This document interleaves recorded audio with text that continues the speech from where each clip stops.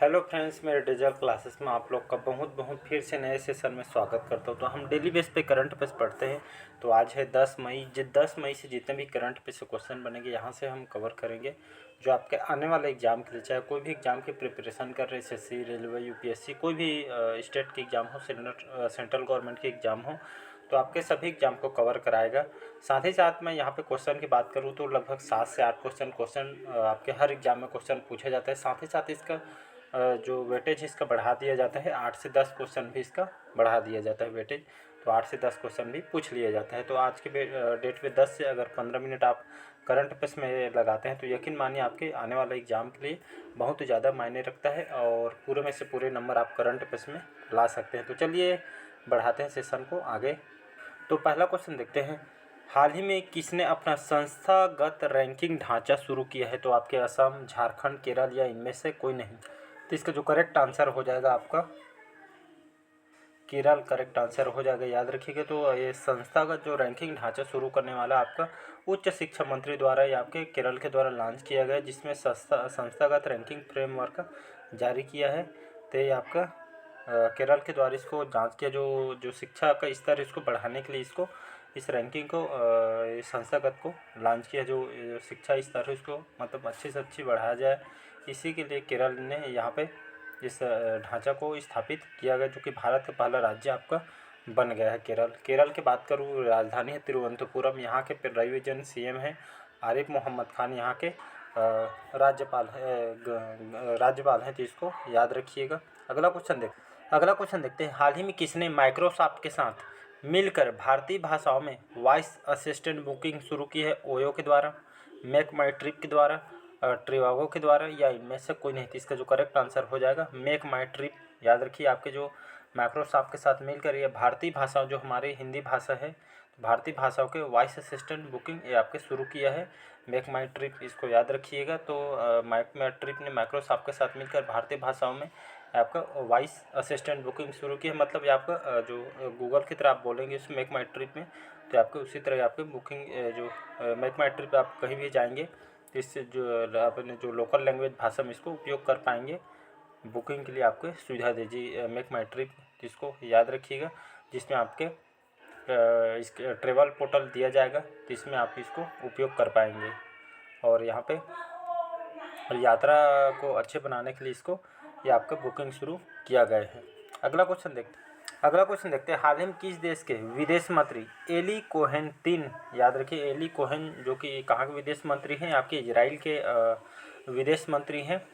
जैसे हमारे एस जयशंकर जी हमारे भारत के विदेश मंत्री, वैसे इजराइल के एहल कोहेन यहाँ के विदेश मंत्री। तो इन्होंने भारत के, याद रखिएगा, तो भारत के 3 दिवसीय भारत की यात्रा पर आए हुए हैं। कहाँ के? इजराइल के विदेश मंत्री। इंपॉर्टेंट क्वेश्चन है, पूछा जा सकता है। तो 3 दिवसीय यात्रा पर आए हुए हैं और यहाँ पे नई दिल्ली आपके पहुँचे हुए हैं। तो इसको याद रखिए, तीन दिनों तक यह भारत में दौरा करेंगे और हमारे जो विदेश मंत्री डॉक्टर एस जयशंकर के साथ इन्होंने मुलाकात की है, तो इसको याद रखिएगा। और यहाँ पे जो भारत में जो इजराइल जो बिजनेस फोरम को बढ़ावा देने के लिए यहाँ पे उद्देश्य पे काम करेगी। अगला क्वेश्चन देखते हैं, हाल ही में कौन से राज्य में आधारशिला रखी गई है? तो तेलंगाना, मध्य प्रदेश, यूपी या इनमें से कोई नहीं। इसका करेक्ट आंसर हो जाएगा तेलंगाना। साथ ही साथ आपके हैदराबाद लगभग 11,300 करोड़ रुपये यहाँ पे हमारे प्रधानमंत्री नरेंद्र मोदी ने यहाँ पे आधारशिला रखी गई है। राष्ट्र को यहाँ पे अधिक विभिन्न अलग अलग परियोजनाओं पे इसको समर्पित किया गया है। मतलब यहाँ पे मतलब ये आपके तेलंगाना हैदराबाद पे आपके खर्चा करेगी यहाँ पे परियोजना वगैरह में, खास करके लगभग 11,300 करोड़ रुपये इसमें परियोजना पे ये आपका हैदराबाद वगैरह यहाँ पे राष्ट्रीय राजमार्ग पे ये आपका सिकंदराबाद रेलवे स्टेशन के लिए आपके ये आधारशिला रखी गई है। तो इसको याद रखिएगा, डेवलप करने के लिए इसको खर्चा कर रही है। अगला क्वेश्चन देखते हैं, हाल ही में किसने space science and technology awareness training programme शुरू किया है? याद रखिए, नासा के द्वारा, CNCA, इसरो या इनमें से कोई नहीं। इसका जो करेक्ट आंसर हो जाएगा इसरो, जो हमारे भारत के आपकी स्पेस कंपनी है, जिसका हेडक्वार्टर कहाँ पे है? बेंगलोर में इसका हेडक्वार्टर है, इसको याद रखिएगा। तो हाल ही में इसरो ने space science and technology awareness training programme है, याद रखिएगा। जो विद्यार्थियों को प्रशिक्षण दिया जाएगा। तो ये ट्रेनिंग प्रोग्राम है, तो इसरो के द्वारा इसको लाया गया है। तो भारतीय अंतरिक्ष जो अनुसंधान संगठन है जिसका हम इसरो बोलते हैं, तो आपके भौतिक विज्ञान और प्रौद्योगिकी के इस जो स्नातकोत्तर जो बच्चे हैं उनको, अंतिम वर्ष के जो बच्चे हैं और इन छात्रों को यहाँ पे स्नातक छात्रों को आपके नए ऑनलाइन प्रशिक्षण कार्यक्रम की घोषणा इसरो के द्वारा की गई है, इसको याद रखिए। यहाँ पे मैं बात करूँ इसरो की स्थापना कब किया गया, ये इंपॉर्टेंट क्वेश्चन है, इसको याद रखिएगा। तो इसरो की जो स्थापना है आपके 15 अगस्त, एग्जाम में क्वेश्चन पूछता है 15 अगस्त 1969 को ये आपके स्थापना किया गया। फाउंडर इसके कौन है, तो विक्रम साराभाई इसके फाउंडर है, याद रखिएगा। ये आपके भारतीय अंतरिक्ष अनुसंधान है जो भारत का राष्ट्रीय अंतरिक्ष संस्थान है, जिसका जो मुख्यालय है, हेडक्वार्टर आपके बेंगलोर सिटी में स्थित है, इसको याद रखिएगा। इंपॉर्टेंट क्वेश्चन है। चेयरमैन अभी कौन है इसके, ये आपका इंपॉर्टेंट क्वेश्चन है। तभी वर्तमान में एस सोमनाथ जी इसके चेयरमैन है, इसको याद रखिएगा। अगला क्वेश्चन देखते हैं। हाल ही में रूस ने कब विक्ट्री डे मनाया गया, तो 7 मई, 9 मई, 8 मई या इनमें से कोई नहीं, तो इसका करेक्ट आंसर हो जाएगा 9 मई। किसके द्वारा मनाया गया विक्ट्री डे, तो रूस के द्वारा मनाया जाता है। मतलब ये यहाँ पे क्यों मनाया जाता है, विक्ट्री डे क्या होता है, तो हिटलर पर विजय की याद में, याद रखिए हिटलर के द्वारा विजय की गई याद में विक्ट्री डे मनाया जाता है। और रूस के यहाँ पे 9 मई 1945 के सोवियत सेना ने यहाँ पे नाजी जर्मनी के दूसरे युद्ध में हरा दिया था, इसीलिए यहाँ पे हिटलर डे उनकी याद में यहाँ पे खास करके दूसरे युद्ध के जीत के कारण ये आपका रूस जो विक्ट्री डे मनाया जाता है, तो इसको याद रखिए। अगला क्वेश्चन देखते हैं। हाल ही में 9 साल बाद के प्रतिबंध के बाद कौन से राज्य में कोयला खनन कानूनी रूप से फिर से शुरू हो गया है, उड़ीसा, छत्तीसगढ़, मेघालय या इनमें से कोई नहीं, इसका जो करेक्ट आंसर हो जाएगा मेघालय राज्य में कोयला लगभग इस पर प्रतिबंध लगा दिया गया था, लेकिन फिर 9 साल बाद, याद रखिए 9 साल बाद प्रतिबंध के बाद यहाँ पे मेघालय राज्य में कोयला खनन, याद रखिए आप कोयला के खनन फिर से इसको स्टार्ट किया गया है, तो इसको याद रखिएगा।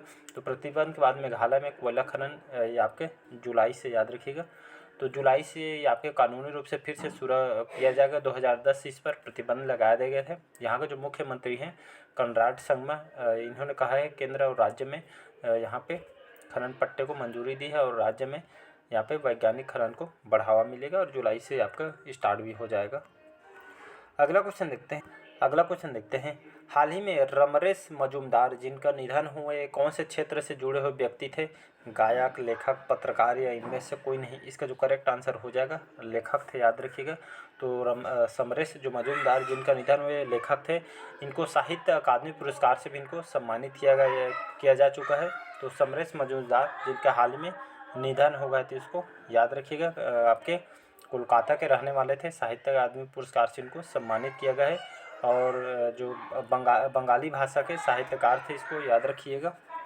अगला क्वेश्चन देखते हैं। हाल ही में बच्चों के लिए डिजिटल हेल्थ कार्ड बनाने वाला पहला राज्य कौन सा बना है, गुजरात, महाराष्ट्र, उत्तर प्रदेश या इनमें से कोई नहीं, तो इसका जो करेक्ट आंसर हो जाएगा उत्तर प्रदेश। कौन है यहाँ के सीएम, योगी आदित्यनाथ जी।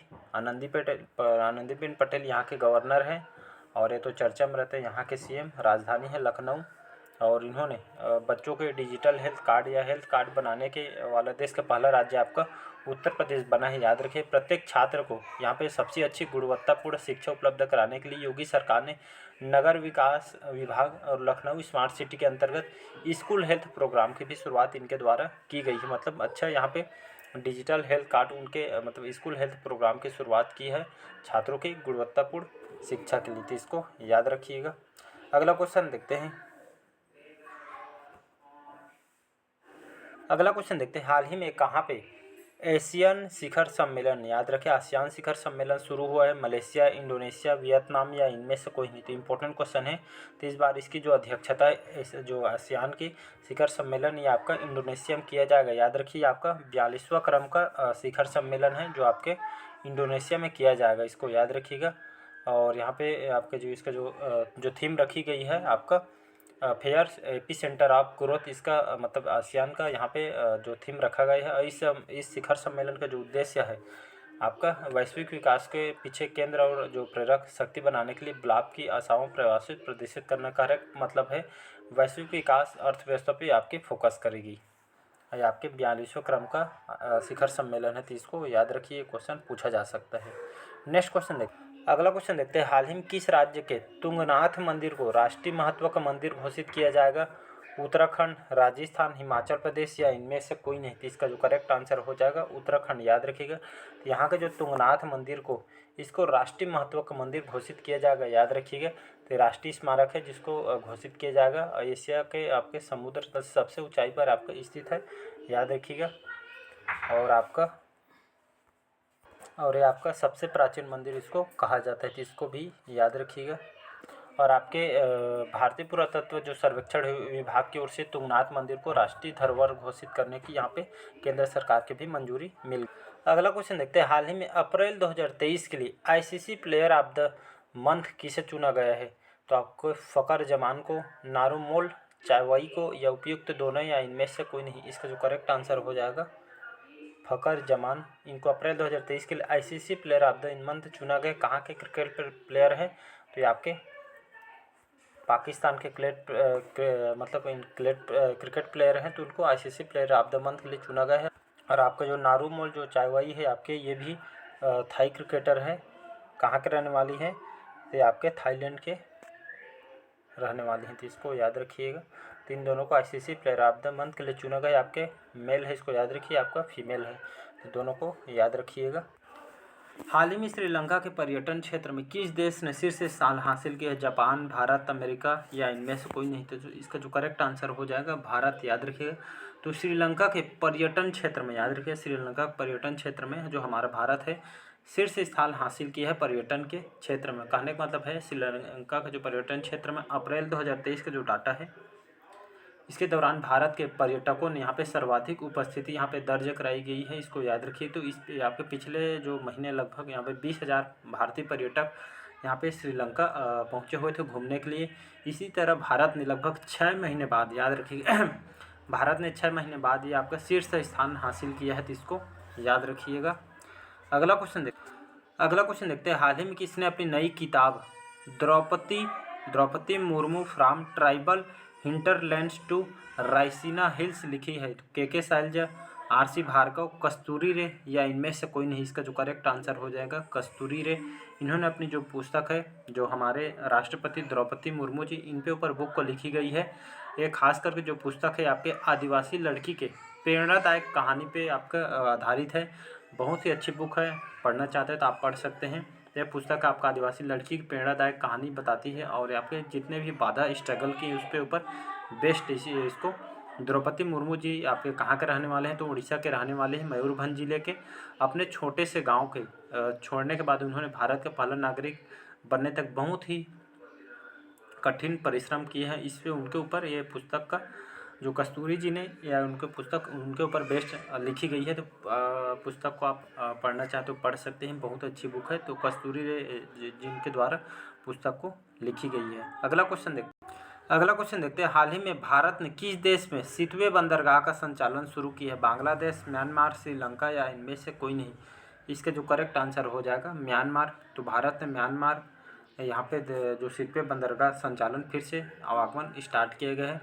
तो ये आपका भारत ने इसको स्टार्ट किया, सितवे बंदरगाह इससे संचालन किया आपके म्यांमार में, तो इसको याद रखिएगा।